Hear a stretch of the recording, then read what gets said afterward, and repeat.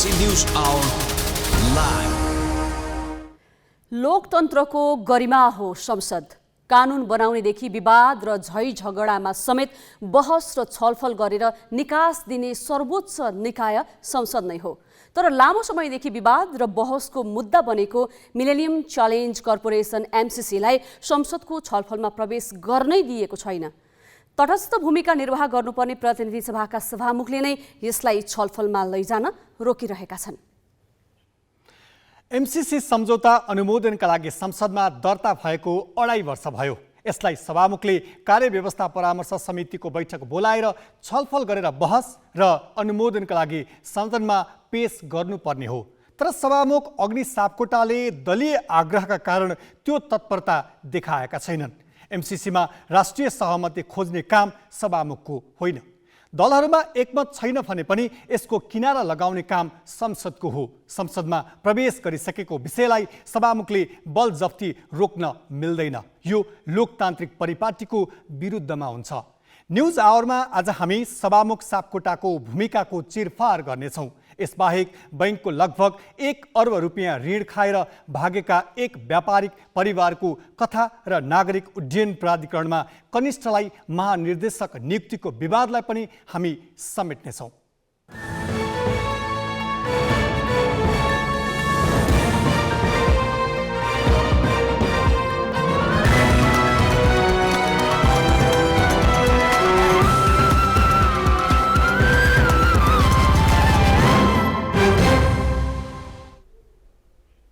नमस्कार, यो हो ग्यालेक्सी न्यूज आवर। अब हेडलाइन्स।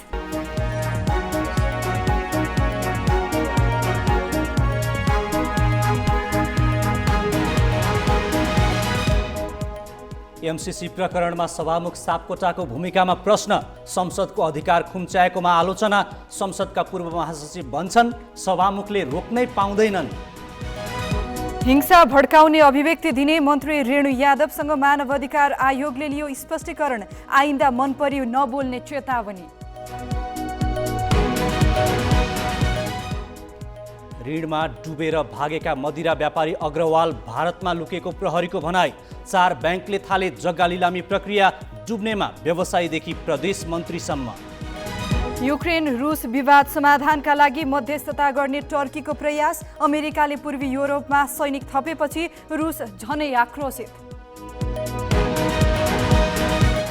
र सबै खेल गतिविधि ठप्प भएपछि खेलाडी नै विरोधमा, भन्छन् टुहुरा झैँ भयौँ।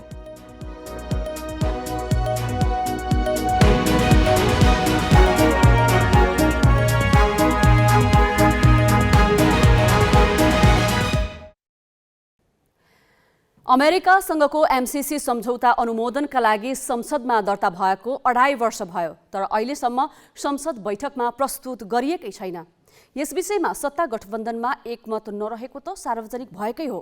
सभामुख अग्नि सापकोटाको समेत अरुचि रहेपछि यो विषय थप पेचिलो बन्न पुगेको छ। संसद प्रवेश गरेको विषयमा तटस्थ भूमिका निर्वाह गर्नुपर्ने सभामुखले पक्षधरता लिएपछि उनी विवादित हुन पुगेका छन्। सभामुख सापकोटाले एमसीसी सम्झौतामा दलहरूबीच सहमति होस् भन्ने अभिव्यक्ति यसअघि सार्वजनिक रूपमा दोहोर्याएरै दिएका थिए। यसपटक प्रधानमन्त्री शेरबहादुर देउवाले सम्झौता अगाडि बढाउन चाहेपछि सापकोटा एक कदम अघि बढेका छन्। उनले सत्ता गठबन्धनको एक घटक माओवादी केन्द्रका अध्यक्ष पुष्पकमल दाहाललाई एमसीसी अगाडि नबढाउन दबाब दिएका छन्। देउवालाई साथ दिने सङ्केत पाएपछि सापकोटाले दाहाललाई भेटेरै एमसीसी बारे जनस्तरमा उठेका प्रश्नबारे संसदमा व्यापक छलफलका साथै राष्ट्रिय सहमति गर्नुपर्ने भनाइ राखेपछि यो विषय थप पेचिलो त बनेको छ नै, सभामुखको भूमिकालाई लिएर पनि प्रश्न उठेको छ। एमसीसी सम्झौता अनुमोदन गर्ने नगर्ने विषयमा निर्णय गर्ने संसदको अधिकार हो।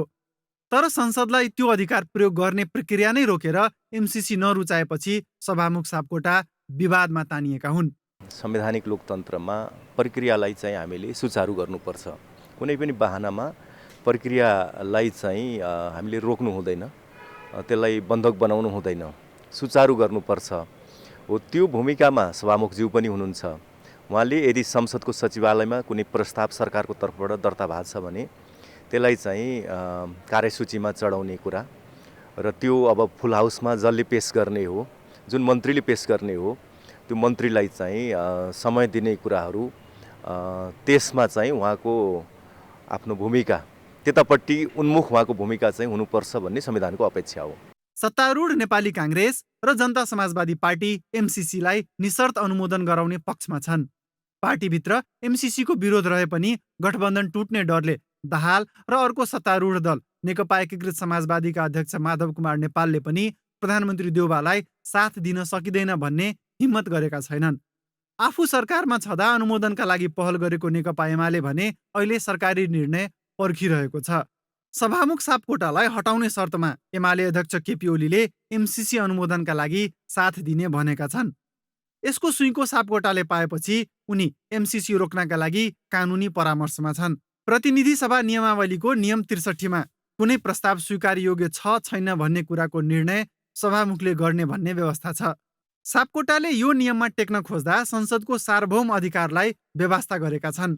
अब यो किन टेबल भएन भन्ने कुरा पनि सरकारको विषय हो भने सरकारले सभामुखसँग त्यस्तो कुरा गरेको देख्दैन। कहीँ न कहीँ दबाब त हुनुपर्छ। सरकारले मेरो एजेन्डा टेबल गराउनुहोस्, उहाँले होइन भन्नुहुन्छ भने त्यस बखत सभामुखको दोष देखिन्छ। अहिले त सरकारले खाली कुरा गरिराखेको छ, गठबन्धनमा सभामुखसँग कुरा भएको, यसलाई पास गराउनै पर्छ, यसलाई टेबल गराउनै पर्छ भन्ने हदसम्मको कुरो कहीँ पनि देखिएको छैन। यसै पनि लोकतन्त्रमा सबै विवाद र बहसको निपटारा यसको सर्वोच्च संस्था संसदबाटै हुन्छ। एमसीसी सम्झौता देशको हितमा नरहे संसदले अस्वीकृत गर्न सक्छ। स्वीकृत गर्दा नगर्दाका जस अबजसका भागीदार सांसदहरू हुन्। त्यसैले यसलाई गठबन्धनको बैठकमा सीमित राख्ने र सभामुखको अरुचि प्रकटको विषय बनाउने भन्दा पनि संसदलाई निर्णय गर्न दिनु नै विवाद निरूपणको उपाय हो। क्यामेरामा साधुराम लामिछानेका साथ बासु खड्का र जितेन्द्र झा, ग्यालेक्सी 4K, काठमाडौँ। प्रधानमन्त्री शेरबहादुर देउबाको पछिल्लो सक्रियताले एमसीसी सम्झौता अब चाँडै संसदको कार्यसूची बन्ने आकलन भइरहेको छ। तर खासमा यो विषय जसरी बाहिर चर्चामा छ, संसद बैठकमा पुगेको छैन। एमसीसी सम्झौता संसदमा दर्ता भए यता अनुमोदनका लागि अहिलेसम्म कसले के गरे, के भने र के भयो? संवाददाता सृजना घिमिरेको यो सामग्री। 2074 साल भदौ 29 गते 500 मिलियन अमेरिकी डलर बराबरको एमसीसी सम्झौता भएको थियो। सम्झौतामा नेपालका तर्फबाट तत्कालीन अर्थमन्त्री ज्ञानेन्द्र बहादुर कार्कीले हस्ताक्षर गरेका थिए। त्यतिबेला शेरबहादुर देउबा नै प्रधानमन्त्री थिए। तर सम्झौतामा संसदबाट अनुमोदन गराउने कुरा लेखिएको थिएन। तर एमसीसी कम्प्याक्टको धारा 7 मा भएको सम्झौतासँग नेपालको कानुन बाझिएको खण्डमा सम्झौता नै लागू हुनेछ भन्ने प्रावधान खड्किएपछि 2075 साल माघ 25 गते केपी शर्मा ओली नेतृत्वको तत्कालीन सरकारले मन्त्री परिषदबाट एमसीसी संसदबाट अनुमोदन गराउने निर्णय गर्यो। 2076 साल असार 30 गते सरकारले सम्झौता पत्र संसद सचिवालयमा दर्ता गर्यो। त्यतिखेर सभामुखको जिम्मेवारीमा कृष्ण बहादुर महरा थिए। ओलीले सम्झौतालाई अनुमोदनको प्रक्रियामा लान प्रयास गरे। उनले महरासँग यस विषयमा बारम्बार छलफल पनि गरे। तर त्यतिखेर संसदको कार्यव्यवस्था परामर्श समितिमा यस विषयमा एकपटक मात्र कुरा भयो। महराले चिनिया राष्ट्रपति नेपाल आउनु अघि एमसीसी संसदमा लाने कुराले असर गर्ने भनेर अगाडि बढाउन दिएनन्। असोज 14 गते यौन दुर्व्यवहारको आरोप लागेपछि महराले पदबाट राजीनामा दिए। सभामुखको पद रिक्त भएपछि एमसीसी अगाडि बढाउने कुरै भएन। 2076 साल माघ 12 गते सभामुखमा अग्नि सापकोटा निर्वाचित भए। सभामुखमा सापकोटा आएको 2 दिनपछि तत्कालीन प्रधानमन्त्री ओलीले प्रतिनिधि सभामा सम्बोधन गर्दै एमसीसी अगाडि बढाउन आग्रह गरे। तर त्यतिखेर सत्तारूढ नेकपाभित्र एमसीसीलाई लिएर एकमत थिएन। सभामुख छानिएको 7 दिनपछि नेकपाले एमसीसी सम्झौता अध्ययनका लागि झलनाथ खनालको संयोजकत्वमा 3 सदस्यीय कार्यदल बनायो। जुन कार्यदलले संशोधन बिना एमसीसी अनुमोदन गर्न नहुने सुझाव सहितको प्रतिवेदन फागुन 9 गते बुझायो। कार्यदलको सुझावकै बीच ओलीले संसददेखि सार्वजनिक मञ्चबाट एमसीसी अनुमोदन गर्नुपर्ने अभिव्यक्ति दिइरहे। तर सापकोटाले सुनेको नसुने गरे। नेकपा भित्रैबाट सापकोटामाथि एमसीसी अगाडि बढाउन नचाहेको आरोप लाग्यो। सापकोटाले भने 2076 साल फागुन 27मा आफ्नै निवासमा सम्पादकहरूसँग कुरा गर्दै एमसीसी सभामुखको कोटमा नभई नेकपाकै कोटमा रहेको अभिव्यक्ति दिए। 2077 साल असार 4 गते राष्ट्रिय सभा बैठकमा समेत ओलीले एमसीसी बारे पढ्दै नपढी हल्ला चलाइएको भन्दै त्यसलाई पढ्न सुझाव दिए। तर उनले कार्यव्यवस्था परामर्श समितिमा भने अनुमोदनको प्रस्ताव लान आफ्ना कुनै मन्त्रीलाई भनेनन्। 2078 असार 29मा ओलीको ठाउँमा देउबा प्रधानमन्त्री बने। एमसीसीका प्रतिनिधिदेखि अमेरिकी सहायक विदेश मन्त्रीले नेपाल आएर एमसीसी अनुमोदनका लागि सरकारलाई दबाब दिएर पनि गए। तर सरकारले एक पटक पनि कार्यव्यवस्था परामर्श समितिमा प्रस्ताव लगेको छैन। साउन 26 गते प्रतिनिधि सभालाई सम्बोधन गर्दै प्रधानमन्त्री देउबालाई एमसीसी के हुन्छ भनेर प्रश्न त गरे, तर त्यसमा देउबाले ठोस जवाफ दिन सकेनन्। पछिल्लो समय त पुस 7 यता संसदको बैठक बस्न सकेकै छैन, बारम्बार स्थगित भइरहेको छ। देउबा अहिले एमसीसी अनुमोदन गराउन चाहिरहेका छन् र यसका लागि उनी बालकोटसम्म पनि धाइसकेका छन्। तर सत्ता गठबन्धनभित्र तीव्र मतभेदका कारण निर्णय हुन सकेको छैन। त्यसो त सरकारले यो विषय कार्यव्यवस्था परामर्श समितिसम्म पुर्याएकै छैन। संघीय संसदमा 2.5 वर्षदेखि अड्किएको अमेरिकी सहयोग सम्झौता एमसीसीलाई लिएर विभिन्न टीका टिप्पणी भइरहेको छ। एमसीसी अनुमोदन गराउन सभामुख अग्निप्रसाद सापकोटा पनि अनिच्छुक देखिएका छन्। यसै सन्दर्भमा केन्द्रित भएर सहकर्मी बासु खड्काले संसद सचिवालयका पूर्व महासचिव सूर्यकिरण गुरुङलाई सभामुखको भूमिका कस्तो हुनुपर्छ भनेर सोधेका छन्। सरकारले दर्ता गरिसकेपछि सभामुखको चाहिँ जिम्मेवारी भनेको के भन्दाखेरि नियम कानुन अनुसार चाहिँ कार्यविधि पुरा गरेर दर्ता भएको हो कि होइन र यदि चाहिँ भनौँ नि ती सबै प्रक्रिया पुरा भएर आएको छ भने उनले चाहिँ त्यो प्रक्रियालाई अगाडि बढाइदिने हो होइन। संसदको चाहिँ भनौँ नि अब निर्णय जे हुन्छ त्यो चाहिँ सभामुखले सुनाउने काम त्यो भएको चाहिँ भन्नु सभामुखको चाहिँ पद जिम्मेवारीभित्र पर्दैन। अब यसरी संसदमा दर्ता भइसकेको प्रस्ताव रोकेर राख्न सभामुखले मिल्छ कि मिल्दैन? पटक्कै मिल्दैन। किन भन्दाखेरि सभामुखको काम चाहिँ त्यो रोक्ने काम होइन। उहाँले चाहिँ प्रक्रिया अनुसार चाहिँ दर्ता भएको प्रस्तावलाई अगाडि बढाउने हो र संसदले के निर्णय गर्छ अर्थात् प्रतिनिधि सभाले के निर्णय गर्छ त्यो अनुसार चाहिँ सभामुखले निर्णय सुनाउने काम मात्रै हो। दलहरूले सहमति गरून् भनेर उनले प्रस्ताव अघि बढाएका छैनन्। दलहरूले सहमति गरून् भनेर यसरी प्रस्ताव रोकेर राख्न मिल्छ? निश्चय पनि मिल्दैन। किन भन्दाखेरि दलहरू सहमति गरून् नगरून् त्यो सभामुखको चाहिँ भनौँ पदीय जिम्मेवारी र सरकारको विषय होइन। उहाँले चाहिँ प्रक्रिया अनुसार चाहिँ यदि दर्ता भएको छ भने त्यसलाई अगाडि बढाइदिने हो र सभामुखको भनेको चाहिँ के भन्दाखेरि तपाईँको सबै सांसदहरू सबै दलको चाहिँ साझा व्यक्ति हो होइन। कुनै एउटा नेताको मुख हेरेर चाहिँ निर्णय गर्ने काम चाहिँ गर्नु हुँदैन। यसरी सभामुखले प्रस्ताव रोकेर राख्दाखेरि सांसदहरूको अधिकार हनन भएन? निश्चय पनि।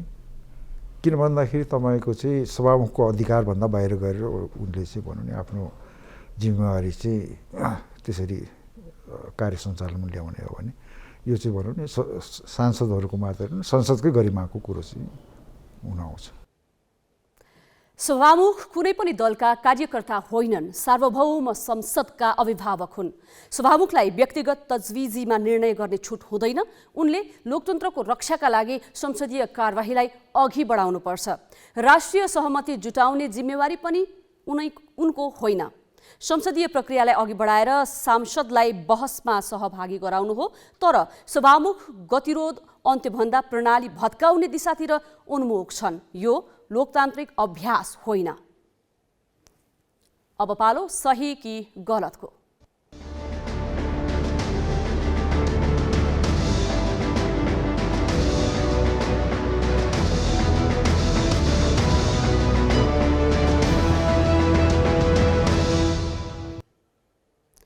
सही कि गलतमा हिजो हामीले सोधेको प्रश्न थियो, सरकारले विदेशी दाताबाट प्राप्त हुने जस्तोसुकै अनुदान पनि स्वीकार गर्ने प्रवृत्ति तपाईलाई कस्तो लाग्छ, सही कि गलत? ग्यालेक्सी एपमा सहीको पक्षमा 5% र गलतको पक्षमा 95% मत प्राप्त भएको छ। मत व्यक्त गर्नुहुने सम्पूर्ण दर्शकलाई धन्यवाद। अब आजको प्रश्न, एमसीसी सम्झौता अनुमोदनका लागि संसदमा दर्ता भएको 2.5 वर्ष हुँदा पनि सभामुखले प्रक्रिया अघि बढाउन नचाहनु सही हो कि गलत? तपाईले आफ्नो मत ग्यालेक्सी 4K टिभी एपमा गएर राख्न सक्नुहुन्छ। यसको अन्तिम परिणाम भोलिको न्युज आवरमा प्रसारण गरिनेछ। Galaxy app Google play store र एप स्टोरबाट डाउनलोड गर्न सक्नुहुन्छ। ग्यालेक्सी 4K को प्रसारण तपाईँ काठमाडौँ उपत्यकामा रेडियो ग्यालेक्सी 101.8 मेगाहर्जमा पनि सुन्न सक्नुहुन्छ। अब केही न्युज संक्षेपमा। कोभिडबाट थप 14 जनाको मृत्यु भएको छ। 2742 संक्रमित थपिएका छन्। स्वास्थ्य मन्त्रालयका अनुसार पछिल्लो पटक 10,026 नमुनाको PCR परीक्षण गर्दा 27% संक्रमण देखिएको हो। आज थपिएका संक्रमित मध्ये 1509 काठमाडौँ उपत्यकाका हुन्। उपत्यका बाहिर कास्कीमा सबैभन्दा बढी 196 संक्रमित थपिएका छन्। संक्रमण मुक्त हुनेको संख्या पनि बढ्दै गएको छ। आज 8,723 जना संक्रमण मुक्त भएको मन्त्रालयले जनाएको छ। सक्रिय संक्रमितको संख्या 63,000मा झरेको छ। विश्व स्वास्थ्य संगठन WHO ले लक्षित जनसङ्ख्याको 70% नागरिकलाई कोभिड विरुद्ध खोप लगाएकामा नेपाललाई बधाई दिएको छ। WHO को नेपाल कार्यालयले आज विज्ञप्ति जारी गर्दै 18 वर्षभन्दा माथि 70% जनसङ्ख्यालाई खोप लगाएकामा बधाई दिएको हो। WHO ले 70% नागरिकलाई खोप लगाउनलाई कोशेढुङ्गा भनेको छ। स्वास्थ्य मन्त्रालयका अनुसार आजसम्म 18 वर्ष माथिका 70.7% ले पूर्ण मात्रा खोप लगाएका छन्। एक डोज खोप लगाउनेको संख्या 86.9% छ। आज मात्र 2,66,000 भन्दा बढीले खोप लगाएका छन्। गृहमन्त्री बालकृष्ण खाँडले 14 जिल्लाका प्रमुख जिल्ला अधिकारीसँग शान्ति सुरक्षाको अवस्थाबारे जानकारी लिएका छन्। मन्त्री खाँडले आज बिहान सुनसरी, मोरङ, झापा लगायत 14 जिल्लाका प्रमुख जिल्ला अधिकारीलाई फोन गरी शान्ति सुरक्षाको अवस्थाबारे जानकारी लिएका हुन्। स्थानीय तहको निर्वाचनको मिति घोषणा गर्ने तयारी भइरहेका बेला मन्त्री खाँडले जिल्लाको सुरक्षा अवस्थाबारे चासो राखेका हुन्। उनले जिल्लामा कोभिडको अवस्था, सरकारी सेवा प्रवाह लगायत विषयमा पनि जानकारी लिएको उनको सचिवालयले जनाएको छ। लोकसेवा आयोगले कोभिडका कारण स्थगित परीक्षा फागुन 6 गतेदेखि सञ्चालन गर्ने भएको छ। आयोगले फागुन 6 देखि वैशाख 14 गतेसम्म सञ्चालन गर्ने गरी परीक्षाको नयाँ कार्यतालिका सार्वजनिक गरेको छ।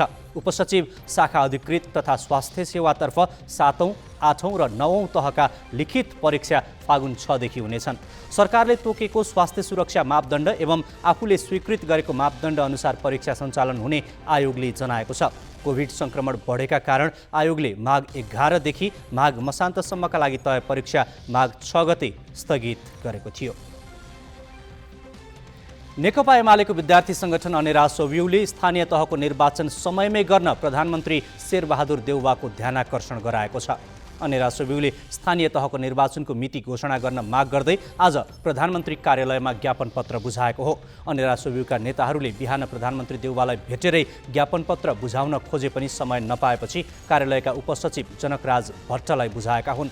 प्रधानमन्त्रीलाई भेट्न नपाएपछि उनीहरूले प्रधानमन्त्री निवास अगाडिको निषेधित क्षेत्रमा केही बेर धरना दिएका थिए। विभिन्न वाणिज्य ब्याङ्क र मिटर ब्याजीसँग ऋण लिएर मदिरा व्यापार गरिरहेका अग्रवाल परिवार सर्वस्व त्यागेर 1 महिनादेखि अलप छ। ब्याङ्कहरूले पर्याप्त धितो नराखेर कर्जा दिँदा एकातिर वित्तीय अनुशासनहीनता उल्लङ्घन भएको छ भने अर्कातिर मिटर ब्याजको डरलाग्दो चक्र पनि उदाङ्गो भएको छ। काठमाडौँ छाड्नु अघि ओम प्रकाश अग्रवालले लेखेको चिठीले एउटा पाटो मात्र उजागर गरेको छ। यसले ब्याङ्कहरूलाई पनि वित्तीय अनियमितताको मुद्दामा तान्ने सम्भावना अधिक छ। विस्तृत प्रसङ्ग नवराज पाण्डेबाट। विभिन्न बैंक र मिटर ब्याजी मार्फत ऋण लिएर विभिन्न स्थानमा ग्रीन लाइफ सेन्टर नामक मदिरा पसल चलाइरहेका व्यापारी ओम प्रकाश अग्रवाल परिवारका सदस्यसहित पुस 22 देखि फरार छन्। उनीहरू कहाँ छन्, के गर्दैछन्, न त आफन्तलाई थाहा छ न त प्रहरीलाई नै। घरमा आत्महत्यासम्म गर्न सक्ने भन्दै भावुक चिठी लेखेका ओम प्रकाश अग्रवालको अहिलेसम्म कुनै अत्तो पत्तो हुन सकेको छैन।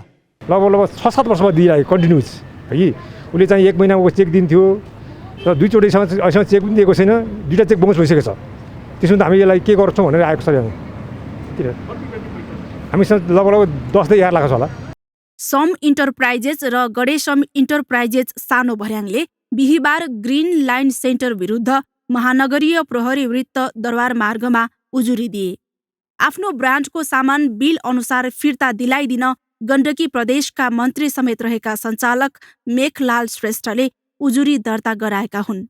ग्रिन लाइन सेन्टरका सञ्चालक ओम प्रकाश अग्रवाल र उनको परिवारका सदस्य पसल बन्द गरेर फरार भएपछि उनीहरू विरुद्ध प्रहरीमा दर्ता भएको यो पहिलो उजुरी हो। अग्रवाल परिवार फरार भएको भने करिब 1 महिना भइसकेको छ। श्रेष्ठ बाहेक अरूले उजुरी दिएका छैनन्, जबकि अग्रवालले नेपाल इन्भेस्टमेन्ट, मेगा, एभरेस्ट र ग्लोबल आइएमई बैंकबाट करिब 1 अर्ब रुपैयाँ ऋण लिएका थिए। ती बैंकले अग्रवालको घर जग्गा र पसलमा भएको स्टक मदिरा धितो राखेका थिए। ग्रिन लाइनको दरबार मार्ग र कान्तिपथ स्थित पसलमा इन्भेस्टमेन्ट र एभरेस्ट बैंकले सूचना टाँस गरी ताला लगाइदिएका छन्। यो ग्रिन लाइन सेन्टरको दरबार मार्ग स्थित एउटा शाखा हो। यसका सञ्चालक अभिषेक अग्रवाल र अमित अग्रवाल विभिन्न व्यक्ति र बैंकहरूबाट करिब 3 अर्ब लोन लिएर फरार भएपछि उनीहरूको पसलमा अहिले विभिन्न बैंकहरूले सार्वजनिक रूपमा सूचना टाँस गरेका छन्। ग्रिन लाइनको स्टकमा रहेको सामान मौजातलाई दाबी गर्दै नेपाल इन्भेस्टमेन्ट बैंक र एभरेस्ट बैंकले संयुक्त रूपमा सूचना टाँस गरेको छ। साथसाथै अन्नपूर्ण एकाइडले पनि यस पसललाई सिल गरेको छ। बैंकहरूले ती मदिरा पसलमा आफ्ना सुरक्षा गार्ड राखेर रेखदेख गरिरहेका छन्। एभरेस्ट र ग्लोबल आइएमई बैंकले अग्रवालको ज्ञानेश्वर स्थित घर र सँगैको 23 आना जग्गाको लिलामी प्रक्रिया अगाडि बढाएका छन्। तर यसबाट बैंकहरूको ऋण असुल हुने देखिँदैन। प्रवाह गरेको ऋण अनुसार धितो पर्याप्त देखिँदैन। तर पनि बैंकहरू प्रहरीमा उजुरी दिन गएका छैनन्। मिटर ब्याजमा रकम दिनेहरू पनि प्रहरी कहाँ पुगेका छैनन्। अग्रवालले दरबार मार्गमा रहेको पसलको करिब 1 वर्षको भाडा समेत बुझाएका छैनन्। अन्नपूर्ण होटलका कर्मचारीका अनुसार प्रति महिना 5 लाखका दरले 10 महिनाको भाडा बुझाउन बाँकी छ। ओम प्रकाशकी छोरी रजनी अग्रवालले पुस 23 गते प्रहरीको कमलपोखरी वृत्तमा पुगेर परिवारका सदस्य हराएकाले खोजिदिन आग्रह गरेकी थिइन्। त्यसपछि प्रहरीले अनुसन्धान गरिरहेको छ। आत्महत्या गर्न सक्ने सम्मको कुरा चिठीमा लेख्दै फरार भएका अग्रवाल परिवार भारतमा लुकेर बसेको हुन सक्ने प्रहरीको प्रारम्भिक अनुमान छ। अब त्यो भन्दा पनि अनुसन्धानका विभिन्न विधिहरू मार्फत प्रहरीले अनुसन्धान गर्ने हो। त्यो अनुसन्धान गर्दै जाँदाखेरि यहाँहरू चाहिँ नेपालमा चाहिँ नरहेको भन्ने कुरासँग खुल्ला छ। अहिले चाहिँ नेपालभित्र नरहेको भन्ने कुरो चाहिँ अब त्यसपछि यहाँहरू छिमेकी राष्ट्रतिर गएको हुन सक्ने सम्भावना प्रबल छ र त्यतातिरको सम्बन्धमा पनि प्रहरीले थप अनुसन्धान गरिरहेको अवस्था छ। अग्रवाल परिवारको मुख्य व्यवसाय मदिरा हो। उनीहरूले विदेशबाट नयाँ र महँगा मदिरा भित्र्याएर बिक्री वितरण गर्दै आएका थिए। ग्रिन लाइन स्टोरबाट मदिराको खुद्रा कारोबार, एलायन्स डिस्ट्रिब्युटर्सबाट मदिरा आयात र अमी ट्रेडिङ मार्फत होलसेलको कारोबार गर्दै आइरहेका थिए। मदिरा बेचेर अत्याधिक नाफा कमाएका उनीहरू नेपालमै मदिरा उद्योग खोल्ने तयारीमा थिए। व्यवसाय सञ्चालनका लागि बैंक र मिटर ब्याजी मार्फत लिएको ऋण नतिरेर 73 वर्षीय हजुरबुबादेखि 2 वर्षीय नाति गरी 9 जना बा 14 च 3172 र कलेजी रङ्गको अल्फाबेट नखुलेको 6009 नम्बरको कार सहित पुस 22 गतेदेखि सम्पर्कविहीन छन्। क्यामेरामा योगेश लामाका साथ चिरञ्जीवी भट्टराई र शिखा श्रेष्ठ, ग्यालेक्सी 4K, काठमाडौँ। व्यापारमा घाटा हुँदै गएपछि बैंक र केही व्यक्तिबाट मिटर ब्याज लिएर काम गरेका ग्रिन लाइन सेन्टर प्रणालीका प्रमुख कार्यकारी अधिकृत अमित अग्रवालले आफ्नो परिवारको सबै सम्पत्ति डुबाए।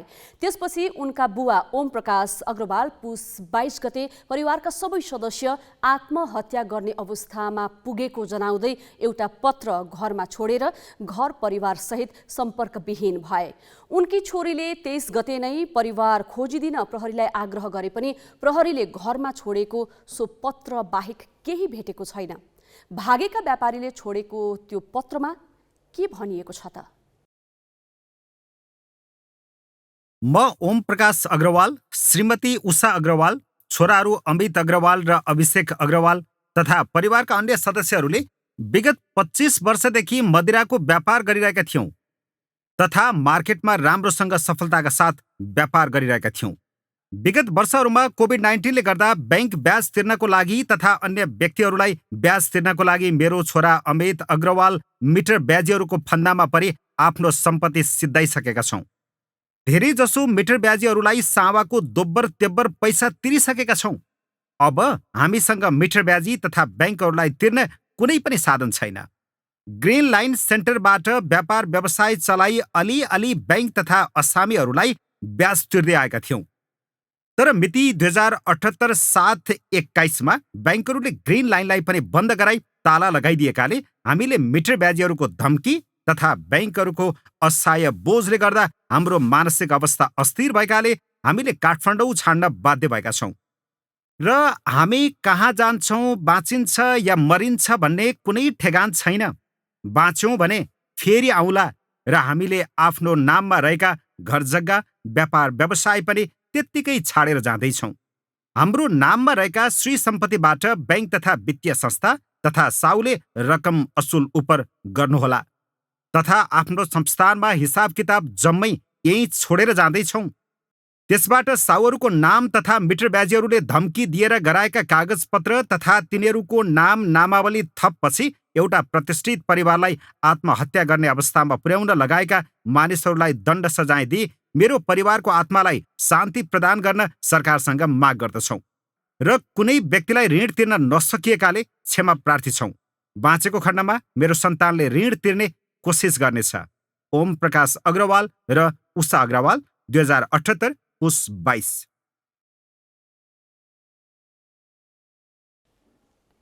बैंकमा सर्वसाधारणहरूको सेयर लगानी मात्र होइन, ठूलो मात्रामा निक्षेप पनि जम्मा गरेका हुन्छन्।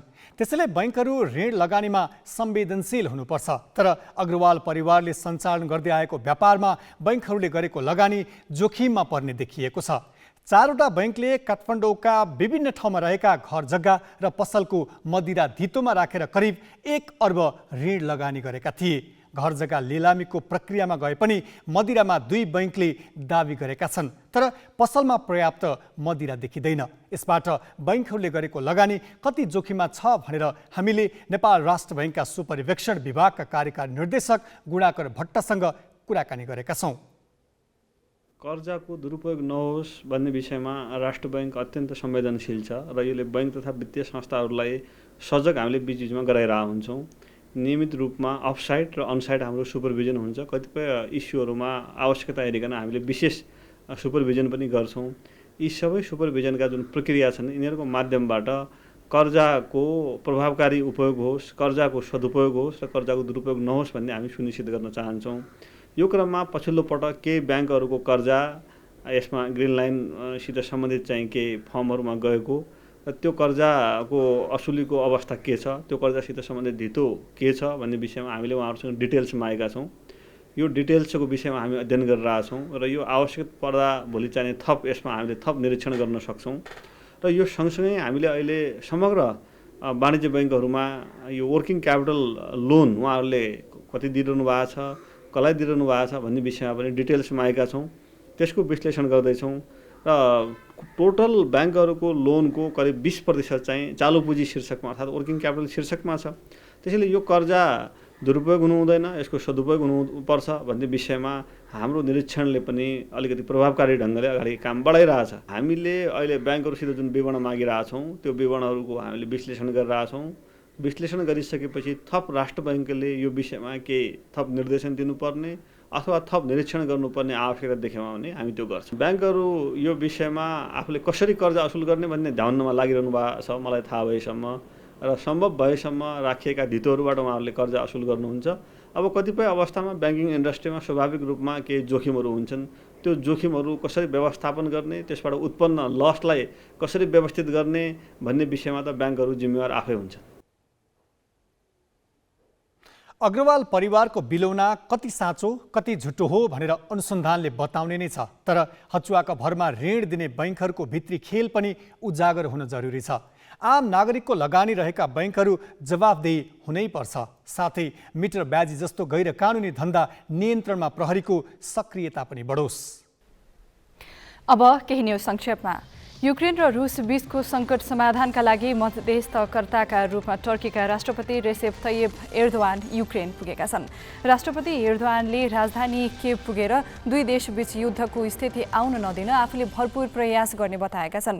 युक्रेन र रुस दुवै देशसँग नजिक रहेका एर्दोवानले युद्धको स्थिति रोकिनेमा आफू आशावादी रहेको बताए। उनले युक्रेनको राष्ट्रपति भोलोदिमिर जेलेन्स्कीसँग वार्ता गर्नेछन्। यसअघि उनले नेटो र रुसका राष्ट्रपति भ्लादिमिर पुटिनसँग पनि वार्ता गरिसकेका छन्। आज मात्रै 200 करोड अमेरिकी डलर बराबरको अमेरिकी सैन्य सहयोगको प्याकेज युक्रेन पुगेको छ, जसमा ग्रेनेड लगायत सैन्य हतियार छन्। यसअघि बेलायतका प्रधानमन्त्री बोरिस जोन्सनले युक्रेन पुगेर राष्ट्रपति जेलेन्स्कीसँग वार्ता गरेका थिए।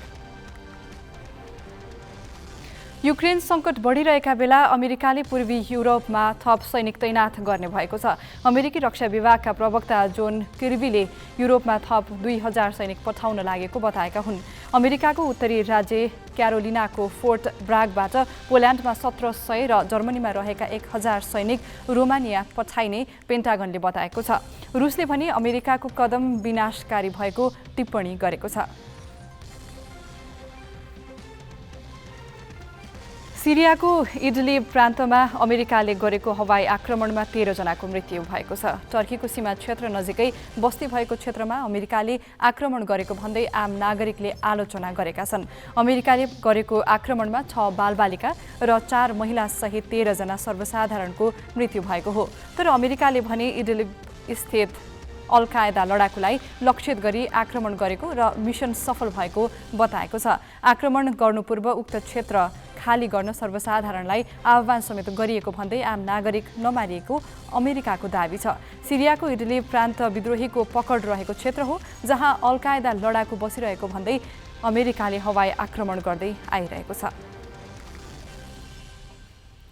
नेपाली सेनाले फागुन 14 गते प्रधान सेनापति म्याराथन तथा रन फर फन आयोजना गर्ने भएको छ। नेपाली एथलेटिक्सकै सर्वाधिक नगद पुरस्कार राशिको यो प्रतियोगितामा म्याराथनसँगै हाफ म्याराथन 10 किलोमिटर र 5 किलोमिटर गरी महिला तथा पुरुषतर्फ कुल 7 स्पर्धामा प्रतिस्पर्धा हुनेछ।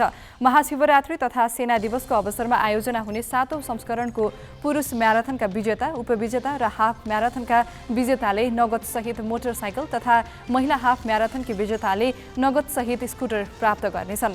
म्याराथनको विजेताले 3 लाख, दोस्रो हुनेले 2 लाख तथा हाफ म्याराथनको विजेताले 75,000 रुपैयाँ प्राप्त गर्नेछन्। प्रतियोगितामा नेपाल एथलेटिक्स सङ्घले प्राविधिक सहयोग गर्नेछ। बिजनेस न्यूजका साथमा कर्पोरेट पे व्यावसायिक भुक्तानीलाई सरल बनाउँदै प्रणालीमा आबद्ध हुन आजै आफ्नो ब्याङ्क तथा वित्तीय संस्थामा सम्पर्क गर्नुहोस्।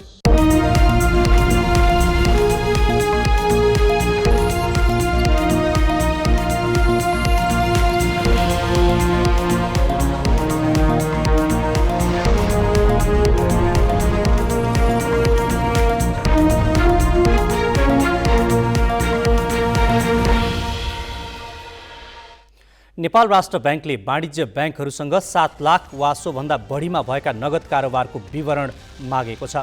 राष्ट्र ब्याङ्कले सबै वाणिज्य ब्याङ्कलाई पत्र लेख्दै साउन 1 देखि पुस मसान्तसम्म भएका त्यस्ता कारोबारको विवरण उपलब्ध गराउन भनेको हो। ब्याङ्किङ प्रणालीबाट धेरै रकम बाहिरिएपछि राष्ट्र ब्याङ्कले अनुसन्धानका लागि खातावालाको नाम, खाता नम्बर, कारोबार रकम, झिकेको वा जम्मा गरेको लगायत विवरण मागेको हो। आफूले सम्पत्ति शुद्धिकरण तथा आतंकवादी क्रियाकलापमा वित्तीय लगानी निवारणको अवस्थाका विषयमा स्थलगत तथा गैर स्थलगत सुपरिवेक्षण गर्दै आएकाले सोही प्रयोजनका लागि विवरण माग गरिएको राष्ट्र ब्याङ्कले बताएको छ। उसले विवरण उपलब्ध गराउन वाणिज्य ब्याङ्कहरूलाई माघ 24 सम्मको समय दिएको छ। नेपाल स्टक एक्सचेन्ज नेप्सेको प्रमुख कार्यकारी अधिकृतमा कृष्णबहादुर कार्की नियुक्त भएका छन्। सरकारले पाल्पा रिब्दीकोट गाउँपालिका 7 का कार्कीलाई नेप्सेको प्रमुख कार्यकारी अधिकृत नियुक्त गरेको हो। कार्कीसँग केशव प्रसाद श्रेष्ठ र रमेश कुमार भण्डारी अन्तिम प्रतिस्पर्धामा थिए। नेप्सेमा प्रमुख कार्यकारी अधिकृतको पद भदौ दोस्रो सातादेखि रिक्त थियो। पत्नीका नाममा सर्वोत्तम सिमेन्टको संस्थापक सेयर खरिद गरेको बाहिरिएपछि तत्कालीन प्रमुख कार्यकारी अधिकृत चन्द्रसिंह साउदले नैतिकताका आधारमा राजीनामा दिएका थिए। सेयर बजारमा 48 अङ्कको उतार चढाव आएको छ। सुरुमा बढेर 2924 अङ्कमा पुगेको नेप्से कारोबार सुरु भएको 40 मिनेटपछि लगातार घट्यो। 14.58 अङ्कले घटेपछि नेप्से अन्तिममा 2876.75 अङ्क कायम भयो।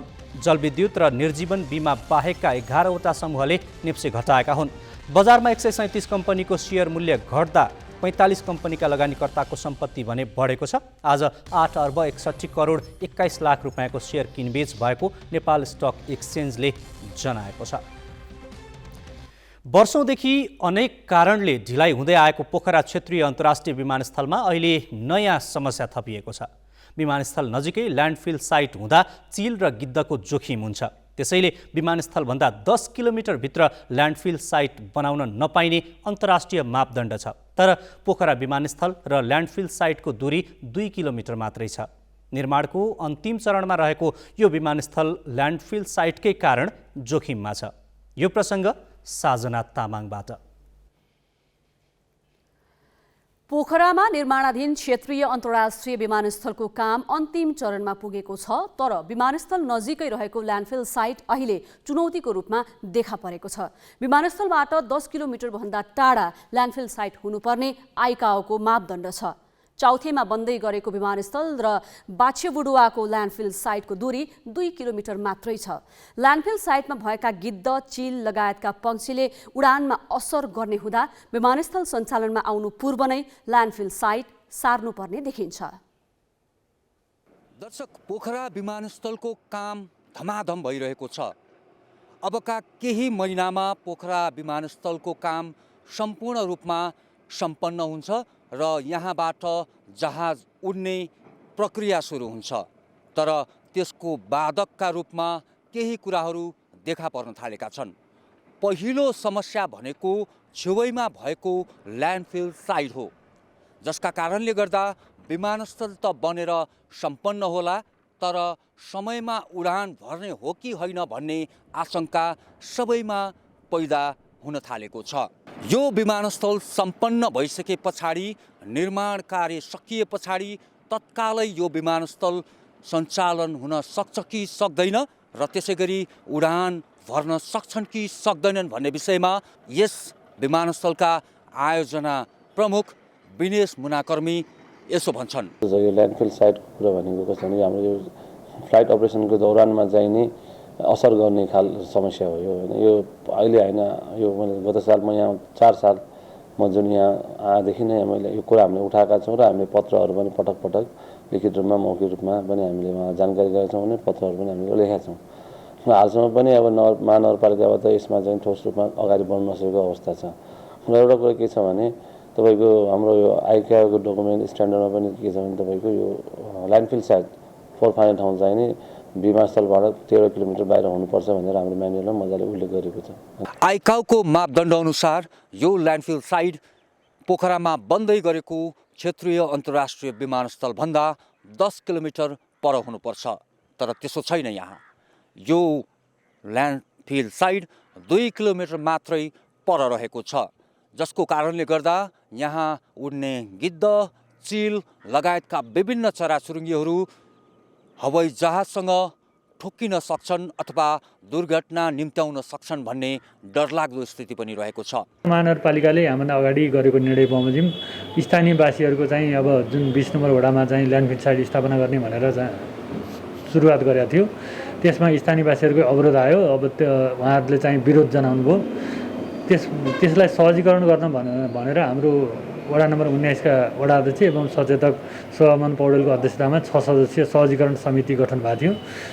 सहजीकरण समितिले अहिले हाम्रो 53औं कार्यपालिका बैठकमा चाहिँ आफ्नो प्रतिवेदन पेश गरेको छ। स्थानीयवासीहरू अब यो कुनै पनि बाहनामा चाहिँ यहाँ ल्यान्डफिल साइट बनाउनु हुँदैन भन्ने नै कुरा अहिले पनि त्यो आइरहेको हुनाले अब एकचोटि अब यो सबैको यो विकास निर्माण, अब यो हाम्रो पोखराको फोहोर मैला व्यवस्थापन सम्बन्धी विषय सबैको साझा सरोकारको विषय हो।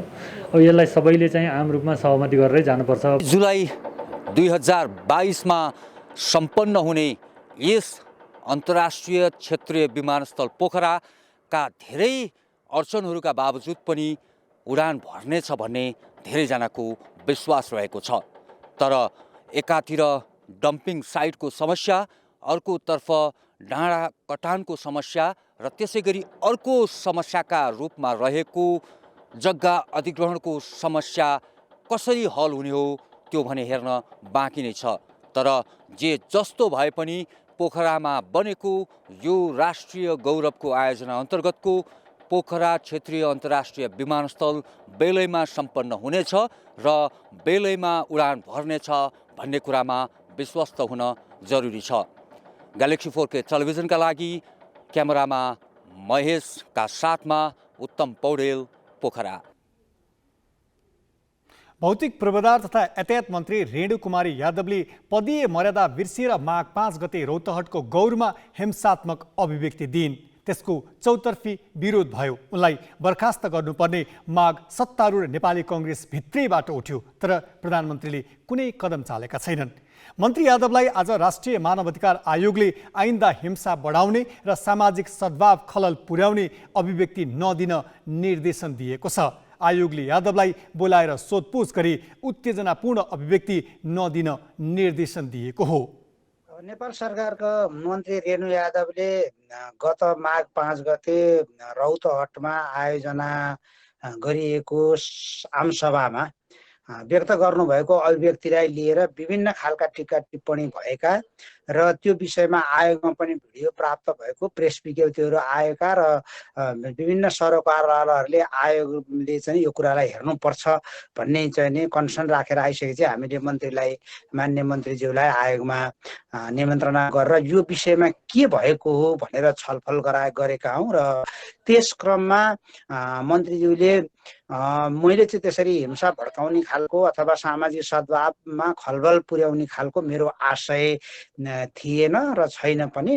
यद्यपि त्यहाँ चाहिँ म त्यो सभामा जाने क्रममा केही बाटोहरू अवरुद्ध गर्ने लगायतका केही क्रियाकलाप भएको हुनाले अलिकति वातावरण उत्तेजित चाहिँ बनेको थियो र म चाहिँ नि मेन बाटोबाट नगरेर फरक बाटोबाट चाहिँ म फरक रुट प्रयोग गरेर आमसभा स्थलमा पुगेको अवस्था थियो भनेर त्यो जानकारी हामीलाई गराउनु भयो। र हामीले राष्ट्रिय मानवाधिकार आयोगले चाहिँ अब मन्त्री जस्तो जिम्मेवार ठाउँमा रहेको व्यक्तिले अभिव्यक्ति संयमित भएर आफ्ना अभिव्यक्तिहरू दिनुपर्ने, अभिव्यक्ति स्वतन्त्रता यद्यपि व्यक्तिको मौलिक हक हो, त्यो मौलिक हक भए पनि त्यो सीमाविहीन हुँदैन र आफ्नो अभिव्यक्ति स्वतन्त्रताको प्रयोग गर्दा अरूको मर्यादामा आँच आउने कुरामा चाहिँ हरेक व्यक्ति चाहिँ जिम्मेवार हुनुपर्छ। त्यसो भने राज्यको त्यो तहमा बसेको व्यक्तिहरू चाहिँ अत्यन्त जिम्मेवार हुनुपर्छ।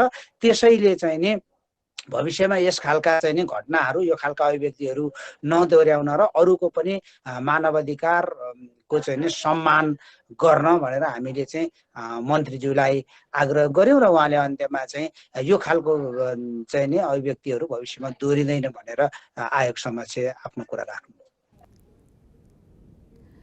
नेपाल नागरिक उड्डयन प्राधिकरण देशभित्रका विमानस्थल र उडान नियमन गर्ने निकाय हो। त्यो निकायका प्रमुखको नियुक्ति अहिले विवादमा परेको छ। 12औं तहका 6 कर्मचारीलाई पन्छ्याएर 11औं तहका कर्मचारीलाई नियुक्ति दिएपछि विवाद सृजना भएको हो। यो नियुक्तिमा विवादमा तानिएका छन् पर्यटन तथा नागरिक उड्डयन मन्त्री प्रेम बहादुर आले। उनीमाथि वरिष्ठता मिचेर राजनैतिक पहुँचका आधारमा महानिर्देशक नियुक्त गरेको आरोप लागेको छ। प्राधिकरणको महानिर्देशकका रूपमा बिहिबार प्रदीप अधिकारीले काम सुरु गरे। अधिकारी प्राधिकरणका 11औं तहका कर्मचारी हुन्। महानिर्देशक पदका लागि 12औं तहका प्रताप बाबु तिवारी, भोला गुरागाई, देवचन्द्रलाल कर्ण, हंसराज पाण्डे, गोविन्द दाहाल र प्रेमनाथ ठाकुर प्रतिस्पर्धामा थिए। 6 उपमहानिर्देशकलाई पछि पार्दै अधिकारीले महानिर्देशकको पद पाएका हुन्। उनी 2064मा 7औं तहको सिभिल इन्जिनियरका रूपमा प्राधिकरण प्रवेश गरेका थिए। प्राधिकरणमा प्रवेश गरेको 14 वर्षमै उनले मुख्य पद पाएका हुन्। वरिष्ठता मिचेर अधिकारीलाई नियुक्ति दिएकामा प्राधिकरणभित्र चर्को असन्तुष्टि छ।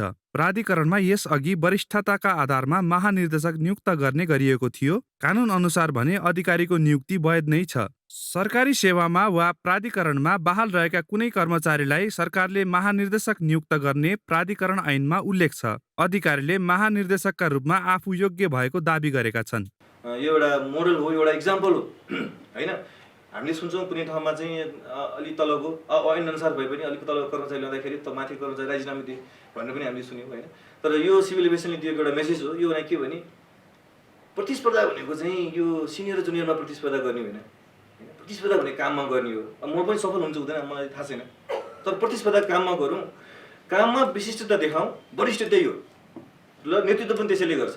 उनीसँग प्राधिकरणमा राष्ट्रिय गौरव आयोजना प्रमुख भएर काम गरेको अनुभव छ। अधिकारीको नियुक्तिमा पर्यटन तथा नागरिक उड्डयन मन्त्री आले विवादित बनेका छन्। उनीमाथि वरिष्ठतालाई व्यवस्था गरी राजनीतिक आस्था र पहुँचका आधारमा नियुक्ति दिएको आरोप लागेको छ। उपमहानिर्देशकलाई मात्र महानिर्देशक नियुक्त गर्ने गरी प्राधिकरण ऐन परिमार्जन गर्ने प्रक्रिया अगाडि बढाइएका बेला आलेले वरिष्ठलाई पन्छाएका हुन्। क्यामेरामा सुशील बास्कोटाका साथ पवन तिमिल सिन्हा, ग्यालेक्सी 4K, काठमाडौँ।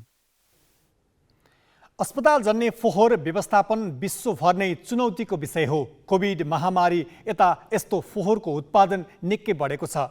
प्रयोग भइसकेका मास्क, पिपी, पन्जा, टेस्ट किट र सिरिन्जबाट 2 लाख टनभन्दा बढी फोहोर निस्किएको छ। तर उचित व्यवस्थापनमा विश्व समुदाय सबै चुकेको छ।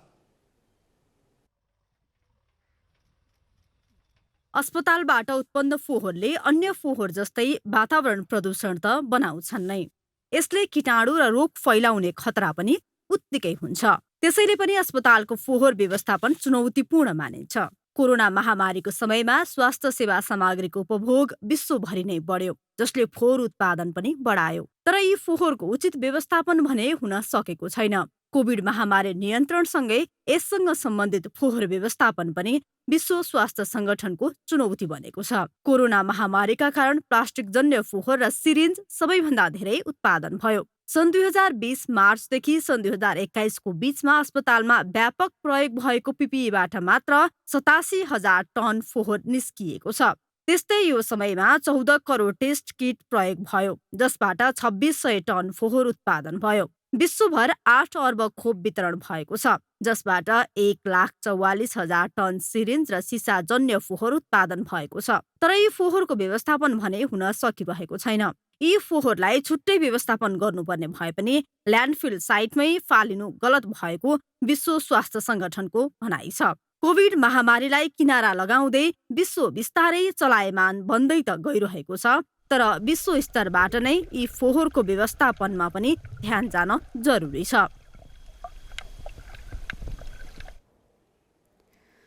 मनमा ऊर्जा, उद्देश्य र उत्साह लिएर खेलाडी खेल मैदानमा हुनुपर्ने हो। उनीहरू हातमा बल, ब्याट वा अन्य खेल सामग्री लिएर निस्कनु पर्ने हो। विडम्बना, खेलाडी यति बेला आन्दोलनमा छन्।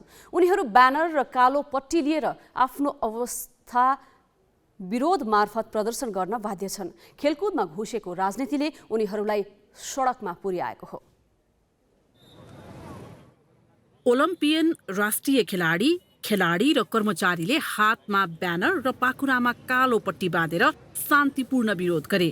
कोही हात बाँधेका पनि देखिए। यस्तो दृश्य नेपाली खेलकुदमा विरलै देखिन्छ। यो वर्तमान खेलकुदको अवस्था छल्काउने सांकेतिक विरोध हो। नेपाली खेलकुद अहिले ठप्प छ। खेलाडीहरू हात बाँधेर चुपचाप बस्न बाध्य छन्। राष्ट्रिय खेलकुद परिषदको सदस्य सचिव पदमा 2 जनाको दाबी छ, तर सदस्य सचिव विहीन भएकै कारण खेलाडीले खेल्न पाएका छैनन्। 13औं साकी दोहोरो स्वर्ण विजेता आयशा साक्य टुहुरो भए जस्तै महसुस गरिरहेकी छिन्। खेलकुद परिषद अनि पछि सदस्य सचिव भनेको हाम्रो खेलाडीको लागि एउटा प्यारेन्ट्स जस्तै हो, गार्जियन जस्तो हो होइन। सो अहिले हामीलाई पनि त्यस्तै अनाथ जस्तो फिल भएको छ, किनभने केही पनि प्रोग्रामहरू भइरहेको छैन, केही पनि खेलकुद गतिविधिहरू भइरहेको छैन। राष्ट्रिय खेलकुद परिषद कर्मचारी संघ, राष्ट्रिय तथा अन्तर्राष्ट्रिय खेलाडी संघ र नेपाल ओलम्पियन संघले संयुक्त रूपमा विरोध गरेको हो। यो विरोध युवा तथा खेलकुद मन्त्रालय, सरकार र सर्वोच्च अदालतको ध्यानाकर्षण गर्न गरिएको हो। विरोधमा नेतृत्व विवादले खेलकुदलाई ठप्प गर्न पाइँदैन, खेलकुदलाई अनिर्णयको बन्दी बनाउन पाइँदैन, एसियन गेम्सको तयारी सुरु गरौं लगायतका मागलाई प्ले कार्डमा प्रदर्शन गरिएको थियो। परिषद चलायमान बनाउन सदस्य सचिवको यो पदमा निमित्त सदस्य सचिव तोकेर मार्ग प्रशस्त गर्ने उपाय पनि छ, तर मन्त्रालय त्यसो गर्न चाहँदैन। होइन, मन्त्रालयले चाह्यो भने बाटो खुल्छ, नेपाल सरकारले चाह्यो भने बाटो खुल्छ, ऐनमै स्पष्ट छ होइन। तर उहाँहरूले नचाहेकै हो कि भन्ने चाहिँ हामीलाई भान भयो। अस्तिसम्म नचाहनुको कारण चाहिँ अब उहाँहरूको जुन अदालतलाई चाहिँ यसले असर गर्ला कि के गर्ला कि उहाँहरू जुन छ आफूले जसरी नियुक्ति गरेको मान्छे त्यही मान्छेलाई ल्याउने हुनसक्छ होइन। सदस्य सचिव विहीन भएको 50 दिन बित्दा पनि कसैको ध्यान पुगेको छैन। सर्वोच्चमा पेशी सरेको सरै छ, जसले 9 राष्ट्रिय र एसियन गेम्समा प्रत्यक्ष असर पारिसकेको छ। भौतिक पूर्वाधारको बजेट फ्रिज हुने सम्भावना बढेको छ। तर नेपाली खेलकुद सरकारको प्राथमिकतामा थिएन र छैन भन्ने उदाहरण खेलकुदमा देखिएको पछिल्लो अवस्था हो। खेलकुदलाई प्राथमिकतामा चाहिँ परेकै छैन हैन। र हामीले के सोचेका थियौँ भने सर्वोच्च अदालत, सामान्य सर्वोच्च अदालतको मा चाहिँ प्राथमिकता पर्छ कि र यसको छिनोफानो चाँडै हुन्छ कि भनेर हामीले त्यहाँ पनि सोचेका थियौँ। त्यहाँ पनि राजनीतिकरण भयो कि जस्तो लाग्छ होइन। खेलकुदमा खेलकुद राजनीति हुनुपर्छ भन्ने हाम्रो चाहना हो। तर यहाँ चाहिँ अलिकति पार्टीगत राजनीति चाहिँ बढी भएको कारणले गर्दाखेरि यो कुराहरू प्रब्लम आइरहेको अवस्था हो। यो कुरा बुझिदिन सम्बन्धित निकायले चाहिँ हामी अनुरोध गर्छौँ। यो सांकेतिक र शान्तिपूर्ण विरोधको मुख्य उद्देश्य खेलाडीले खेल्न पाउनुपर्छ भन्ने नै हो। खेल्न पाऊँ, प्रतियोगिता आयोजना गरियोस् भन्ने स्थितिमा नेपाली खेलकुद पुगेको छ। यो भन्दा ठूलो विडम्बना के होला? यो नियोजित हो कि के हो, यो हामीलाई त के यो खेलाडीलाई यो विषयमा के पनि थाहा छैन। हामी चाहन्छौँ मात्र के हो भन्दाखेरि खेलकुदमा हिजोको जस्तो अवस्था थियो त्यो अनुसारले चाहिँ नि स्मुथली हामीले खेल्न पाउने वातावरण होस् होइन। सरकार परिवर्तनसँगै सदस्य सचिव फेरिने सिलसिला र सर्वोच्च धाउने पुरानै परम्पराले नेपाली खेलकुद अनिर्णयको बन्दी बनेको हो। खेलाडी नै विरोधमा उत्रनु सुखद संकेत भने पक्कै होइन। हामी ग्यालेक्सी न्यूज आवरको अन्तिममा छौं। जाँदा जाँदै हेडलाइन्स।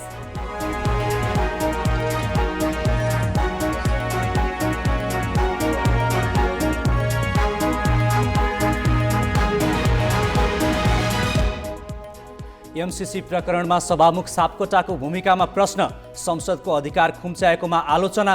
संसदका पूर्व महासचिव भन्छन् सभामुखले रोक्नै पाउँदैनन्।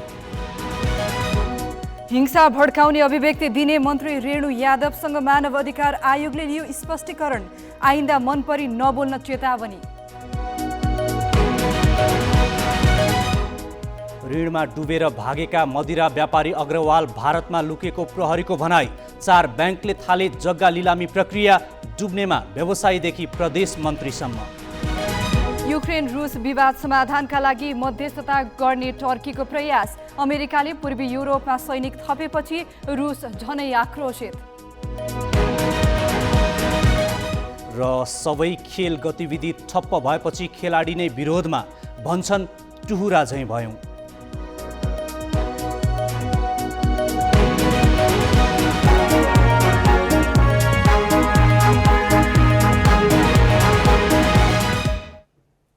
आजलाई ग्यालेक्सी न्यूज आवर सकियो। यसपछि कार्यक्रम सीधा कुरा विथ रवि लामिछाने हेर्न सक्नुहुनेछ। नमस्ते।